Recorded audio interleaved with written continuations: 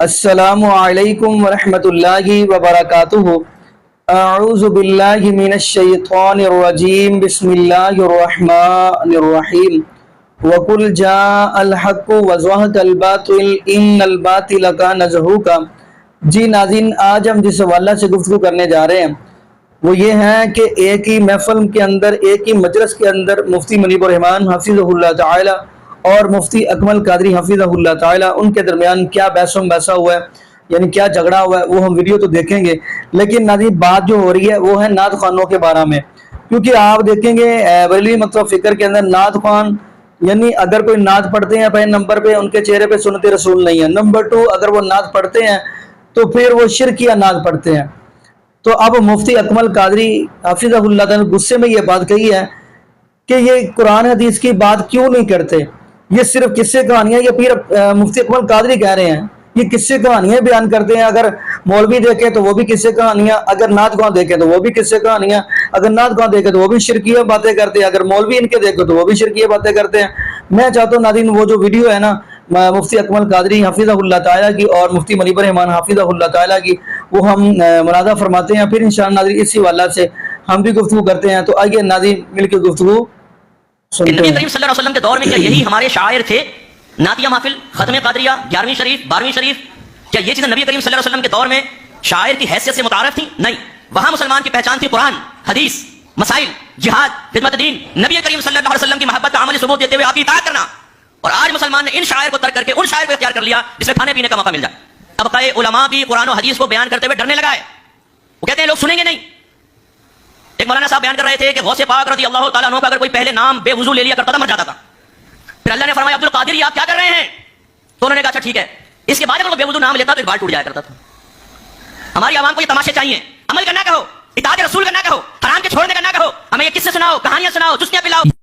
ہمارے علامہ مفتی محمد اکمل مدنی صاحب بھی شکایت کر رہے تھے، لیکن آپ مطمئن رہیں، آپ سب کی مساعی سے بہت تبدیلی آ چکی ہے۔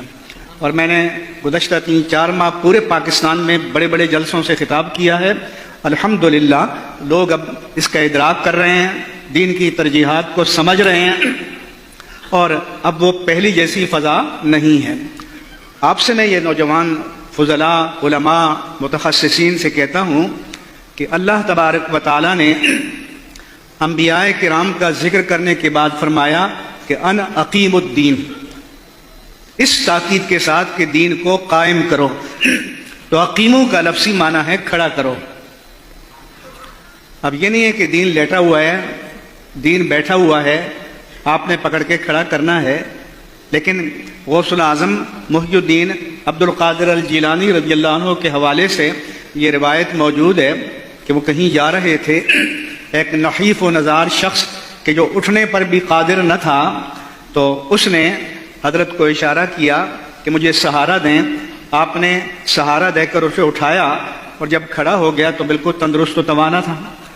وہ حیران ہوئے کہ یہ کیا بات ہے، تھوڑی دیر پہلے تو حرکت پر قادر نہیں تھا۔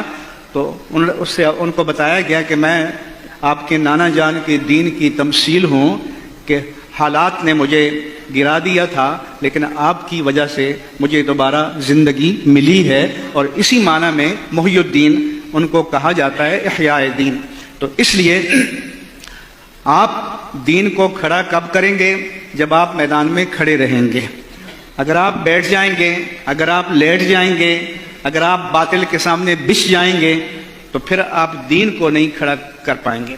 اس لیے ہمارا پیغام یہ ہے، تمام علماء کا پیغام یہ ہے کہ دین میں بڑی طاقت ہے، دین میں بڑا کرنٹ ہے، دین میں بڑی روح ہے۔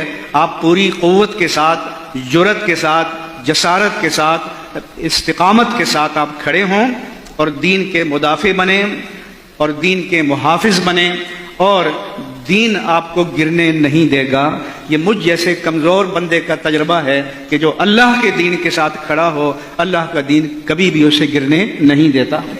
اس لیے دین کے ساتھ کھڑا ہونا یہ ہماری اپنی بھی تقویت کا باعث ہے، قوت کا باعث ہے، اکرام کا باعث ہے، احترام کا باعث ہے۔ حضرت شیخ عبدالحق محدث دہلوی رحمۃ اللہ تعالی علیہ نے اپنے استاد حضرت سیدی عبدالوہاب متقی سے رحمہ اللہ سے پوچھا، سوال کرنے کے لیے بھی عقل اور علم ہونا چاہیے۔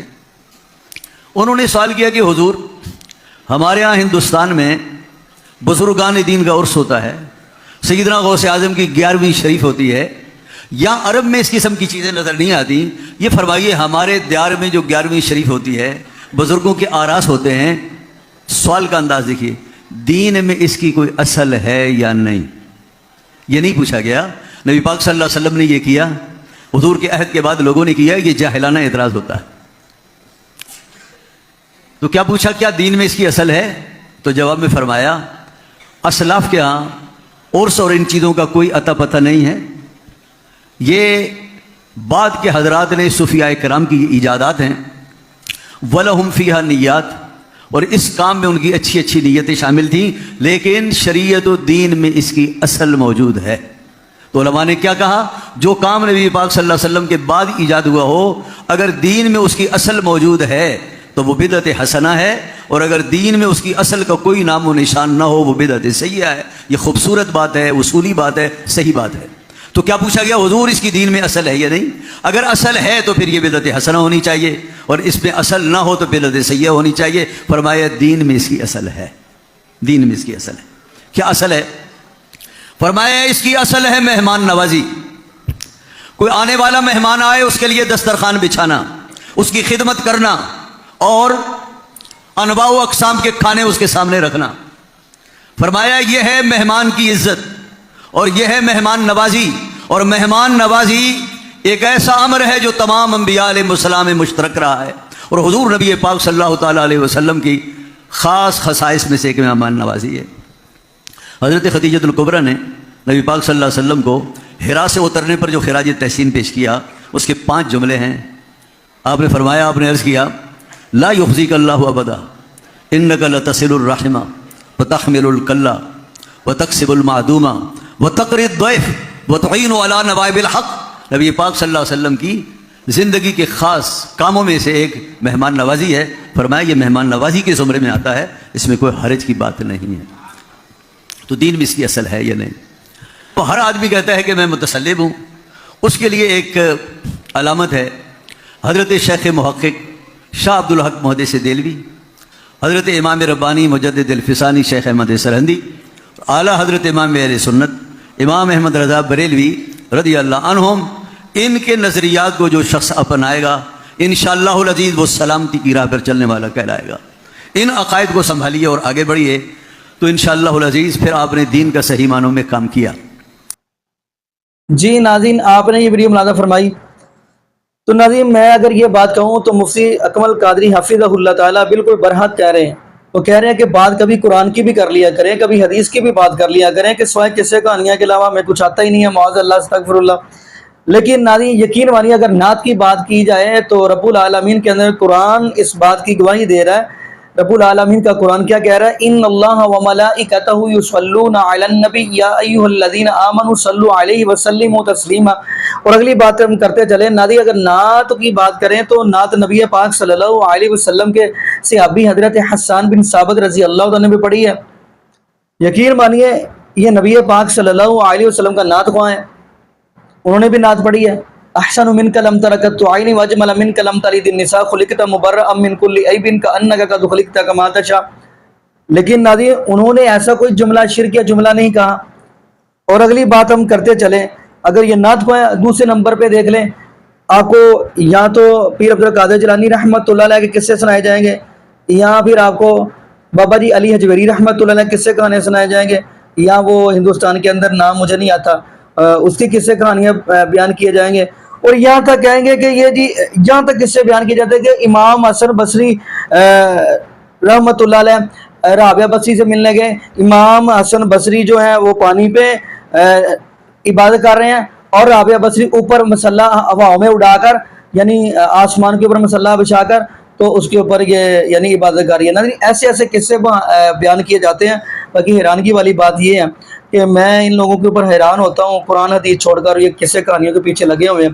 باقی ناظرین یہاں پہ ہم دعا کرتے ہیں اللہ پاک ہمیں نبی پاک صلی اللہ علیہ وسلم کی شریعت کے مطابق زندگی گزارنے کی سیکھ دے، اور اللہ پاک ہمیں 5 وقت کا پکا اور سچا نمازی بنا دے، اور جتنے بھی بے اولاد جوڑے ہیں اللہ پاک سب کو نیک نوینا صحت تندرستی والی ایمان والی لمبی زندگی والی اولاد عطا فرما دے. جزاکم اللہ خیرہ. احسن الجزاء. السلام علیکم ورحمۃ اللہ وبرکاتہ.